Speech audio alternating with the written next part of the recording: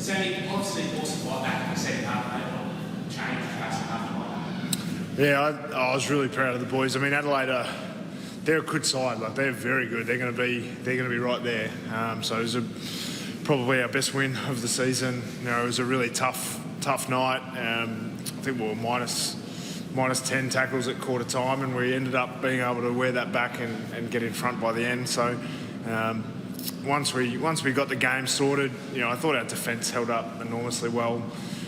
You know, so Tom Barras, he was playing on Thilthorpe for the majority of the night, and he's in as good a form as any key forward in the competition. And I thought his job just was so important for us, and having that stability behind the ball meant that we don't really want to lose clearances as significantly as we did, particularly early.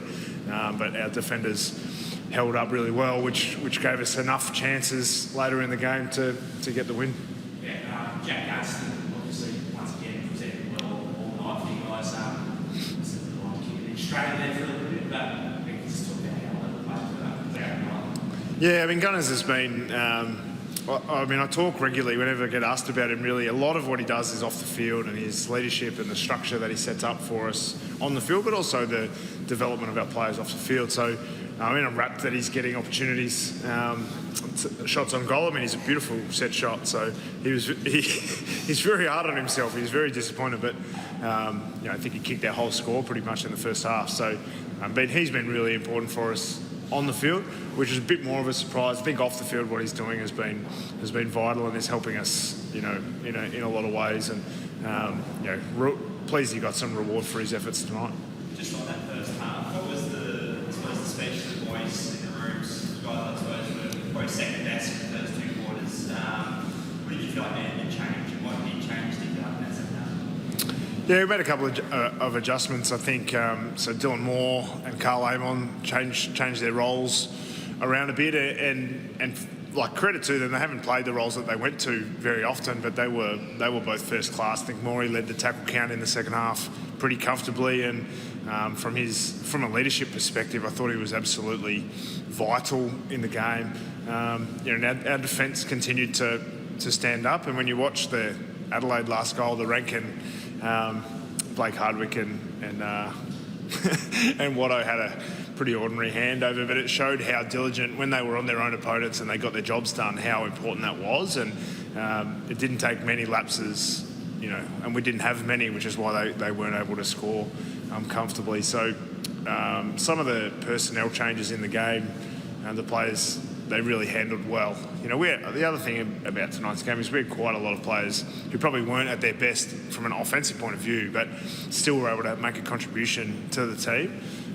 And that's something that we've really valued, when players are able to get on the end of it and kick goals and all those things. It's obviously great, but the guys who do the work behind the scenes and perhaps don't get the accolades, I was really pleased that a few of those got rewarded tonight.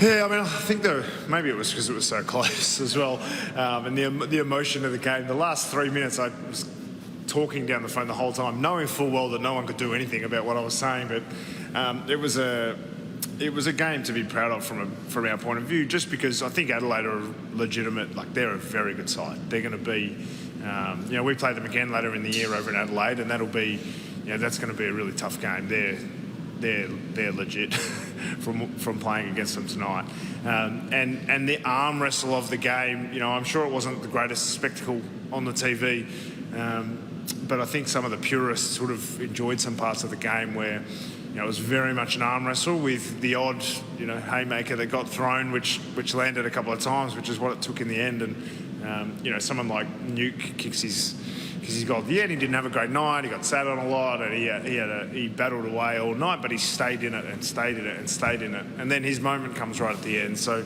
I think the reward for effort from us as a club, as an organisation, as a team, and the players in particular, I thought they deserve to go into the bye now feeling pretty good, but knowing our best needs to be ahead of us. I guess that was enjoyable. 4 touches in the first half. I'm saying kept at it. He's got to get tagged.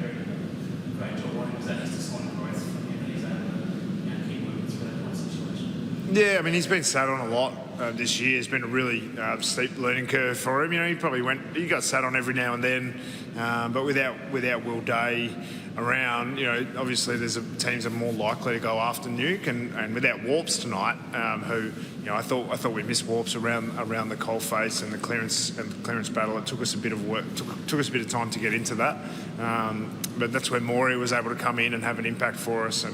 But Nuke, I think, as he matures as a player, being able to make a contribution, maybe not as prolifically, but still with his impact in key moments, I thought, it was a really good leaders game from Nuke. I was really pleased with him. I believe it's actually the lowest scoring combined score game ever here at York Park. I suppose, what would you put that down to beyond, I suppose, the inaccuracy? Was it maybe a bit tricky playing during Launceston under the lights? What else would you, I suppose, put it down to such a low scoring game? Yeah, I mean, I guess it was inaccuracy was an element, but obviously it was slippery. We haven't played a lot of night games here, and I'm sure you saw on the bench there was a fair bit of steam coming off the heads of the players and things like that. So it was obviously colder than we've played.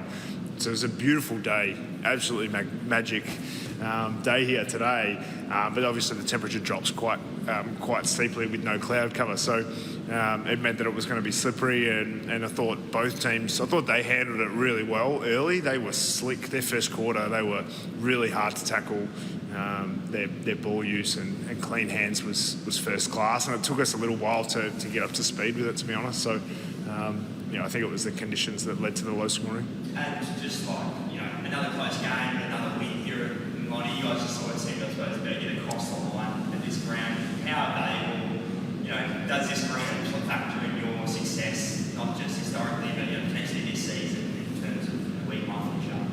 Yeah, I mean, we love coming and playing here. I think I've said before, I think on average we've probably won one extra game a season across the 20 odd years that we've been coming here, and if you add those up, that might be the difference in other years. That might be the difference between a top 8 or not top 8, or top 4 or not top 4, or home final or not.